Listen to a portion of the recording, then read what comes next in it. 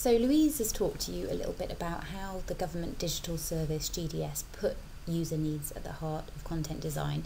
And I'm going to talk to you a bit about how you can do that and give you some tips from GDS.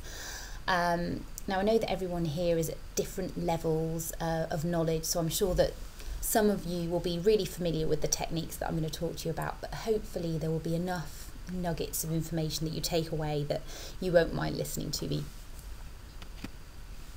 So what I'm going to talk about today is 4 things, starting with user needs, using evidence and data, some tips for writing good content, and thinking about how you continuously improve your website.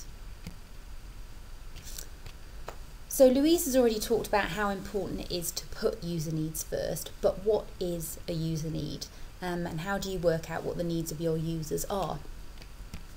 GovUK has a really great little formula that we really like. As a blank, I want to blank so that I can blank. This makes a lot more sense when you fill in the blanks. As a self-employed person, I want to file my tax return so that I can avoid nasty fines. And the great thing about this formula is that it makes you think about 3 things. Who is the audience? What is the action? And why do they want to do it? Or in this case, why do they have to do it? Because there's probably not many people who want to do their tax return. This is the piece of content that GDS developed to answer that specific need. Log in and file your self-assessment tax return. Now it's really interesting to note that this piece of content only answers that user need. It doesn't answer the user need, do I need to fill in a tax return? It doesn't answer the user need, what date does my tax return need to be returned by? It just answers that one user need about filing my tax return. And if you have other user needs, then they do point you in the right direction because they've got kind of related content on the right hand side there. But this piece of content is targeted at one user need. GDS, when they were prioritising user needs, when they moved over from DirectGov and BusinessLink to create GovUK, the way that they did it was that they went through all content on DirectGov and BusinessLink, and for each bit of content they wrote down the user need that was answered by that bit of content.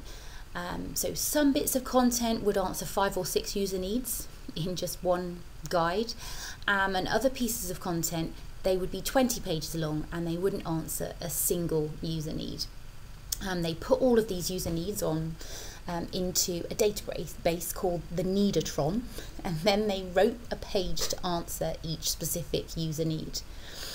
And using the Needatron made them focus on the user need. It meant that anything that didn't directly answer a user need was left out, and it was a really great way of stripping away the non-essential content and leaving only the essential stuff in. So when you're assessing needs, you don't want to make assumptions. You want to find out what people actually do and find out how they actually want to do it. So using evidence and data to drive your understanding is really important. Because if you make assumptions, you can quite often get it wrong, and I'm going to show you how in the next couple of slides. There's a wealth of data and evidence that you can use, a lot of it for free, so I'm just going to touch on some of the things that you can do. Data from your call centre and other channels. So this go and see your call centre staff, ask them what are the most frequently asked questions that people are calling up and asking you, because that will give you an idea not only of what is important to people, but also possibly if they're having to ring up and ask those questions, maybe that is because you're not giving that information to them clearly enough on your site. Other channels, your staff, you can ask your staff about what they think of your website and even get them to do a little bit of user testing, which I'm going to touch on later. And they're a great resource. Don't forget that your staff are users as well. Data from existing sites, if you're changing your website, look at what the most popular pages are, what the most searched for search terms are. look at how long people are spending on pages, because if people are spending, you know, a second or 2 seconds, it's probably because that content isn't right for them, it isn't engaging them, they're bouncing straight off to try and find the answer somewhere else. But if it is engaging them, if they are staying on the site for on that page for 30 seconds, 60 seconds, then you're probably doing something right. Data from Google and on other online tools, so you know, search terms that are bringing people to you from Google. I'm going to talk to you about a couple of online tools that GDS use. This is Google Trends, it's free. This page here is a search where it is going onto Google Trends and putting in holiday entitlement and annual leave to compare how popular they are on Google. And that's because when GDS were writing the holiday entitlement guide, they made the assumption that annual leave would be searched for more, because it sounds like an easier, simpler way of saying it. But actually when they put it into Google Trends, it turns out that holiday entitlement comes up higher. So this is just an example of how you really shouldn't make assumptions, but use data to tell you what the answer is. And when you scroll down that page on Google Trends also gives you related searches, which is kind of similar search terms that people are also using and how popular they are. So it turns out that around holiday entitlement, 2 other popular searches are holiday entitlement calculator and bank holiday entitlement. And around annual leave, a popular search term is annual leave maternity. GDS also use SEMrush, or they did when I was there. It's a paid for tool, if you haven't got the budget, then use Google Trends, but if you have, SEMrush is more sophisticated and gives you a bit more information, goes into a bit more detail. So with all those bits of information from Google Trends and SEMrush, this is the piece of content that GovUK wrote to answer the user need about wanting to know about holiday entitlement. They called it holiday entitlement because that's the more popular search for term. But they've also got annual leave there in the first paragraph, so if people are searching for annual leave, they can find it too. And in terms of related links, they've taken all that information from Google Trends, and they've got a link here to calculate leave entitlement, they've got a link to maternity pay, and they've got a link to UK bank holidays, so they're putting that information to good use. So in summary, user journeys should be based on evidence of how users actually behave, not on how you think they behave, and definitely not on what policy teams or members or whoever want to tell the user. And you can use data to kind of fight your battles for you in that regard, and show people that, yeah, they might think that people really want to know about how many rubbish collectors there are out there every day, but actually the data shows that they don't. They just want to find out when their bin is going to get collected. So you've now identified your priority user needs, and you need to write good content that answers those needs. So from what we know about how people consume information and what GDS have said, here are some good tips to kind of bear in mind. The purpose of any page or tool on your site should be to meet a specific user need as efficiently as possible. Remember back to that bit of content for logging in and filing your tax return. It just answered a specific user need, and it did it very quickly. There wasn't much content on that page, and the reason that you have to do that is this: the F-shaped reading pattern. This is from Nielsen Norman, who are a group that train people on how to make their websites better, amongst other things, and it shows how people read web pages. The red on the page is where people's eyes mostly are, the yellow is where they're kind of dropping off, and the blue is where really hardly anybody is looking at all.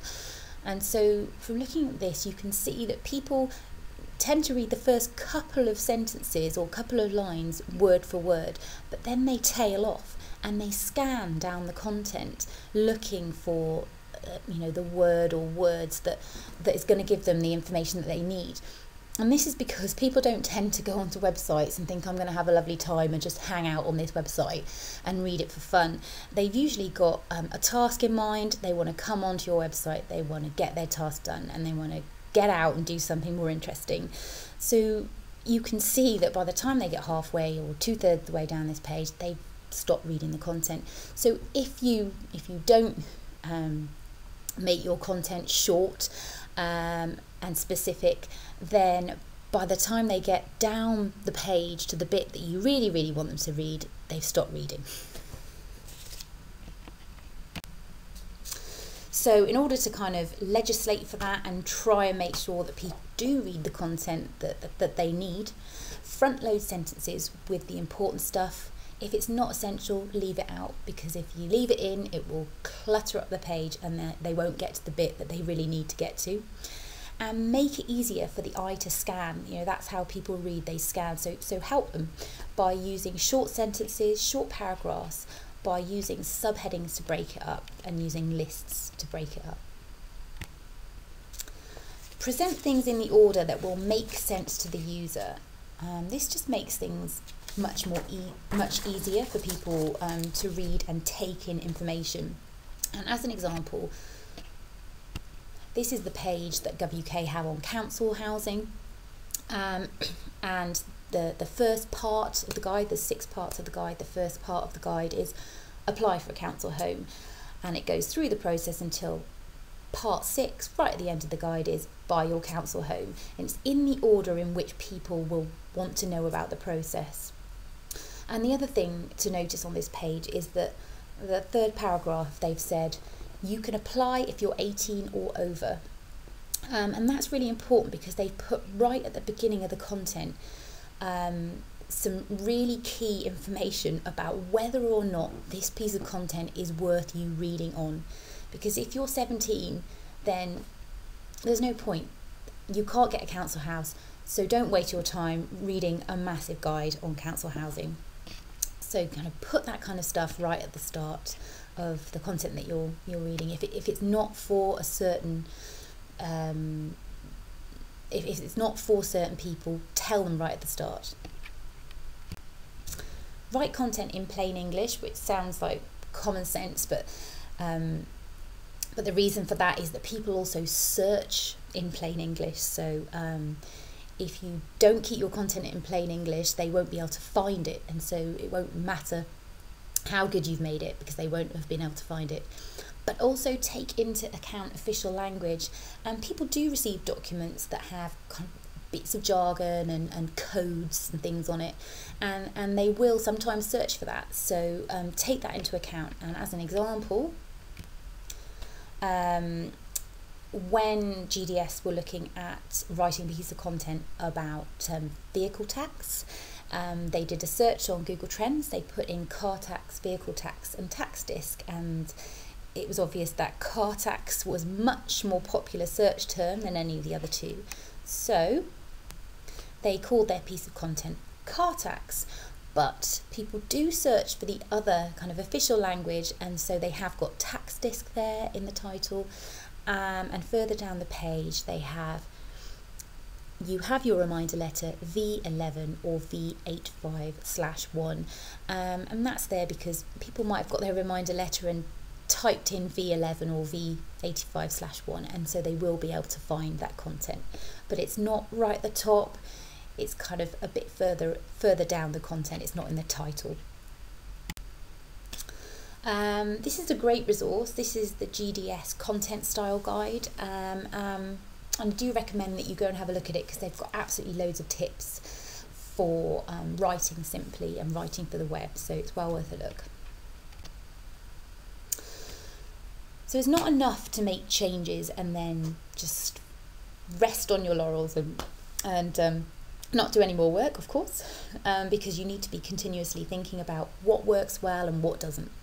And the only way that you can do that really is to use a test, to test your website, to learn from the results of that and to improve it. So there are a lot of ways to use a test, and it doesn't have to be complicated or expensive. A lot of user research tools are free, So I'm going to give you a few places to start, well 3 actually.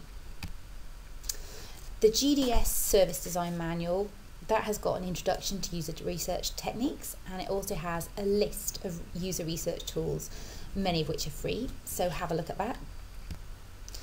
The second thing is the Local Gov Digital Council Website Usability Dashboard, which is a bit of a mouthful.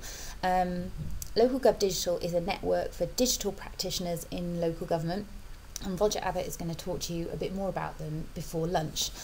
But this usability dashboard is free. All you need to do is recruit the people to use it. So, ask people to use the dashboard to test your website for you. And I've actually been asked by Lambeth, because I've been in touch with them about certain things, complaining that a page didn't work very well. So they've obviously added me to this list, and they emailed me and said, would you mind using this dashboard to test our website? So I went in, and it said, I chose Lambeth, and it had a list of all the tasks on Lambeth's website that hadn't yet been tested. So I picked pay my council tax, and it's really simple. It says, try and get to pay your council tax on Lambeth's website from Google. How easy was that? Try and do it using internal search. How easy was that? Try and get to it through navigation. How easy was that? And try and get to it using the A to Z. And then go through the task and tell us, was it really easy? Was it really difficult? What are your comments? So it's really, really simple, and I did it, and it took me 3 minutes.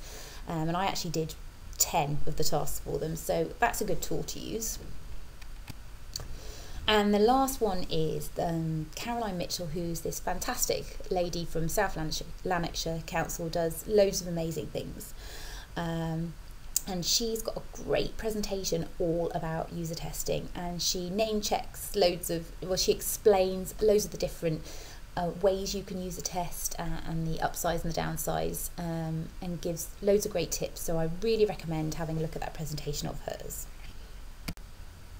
So in conclusion, if you want to make your website really, really easy for your users, which of course you do, start with the user needs, base everything on evidence and data, design specific and really, really simple content, and continuously monitor and improve, and you will end up with a fantastic website. Thank you.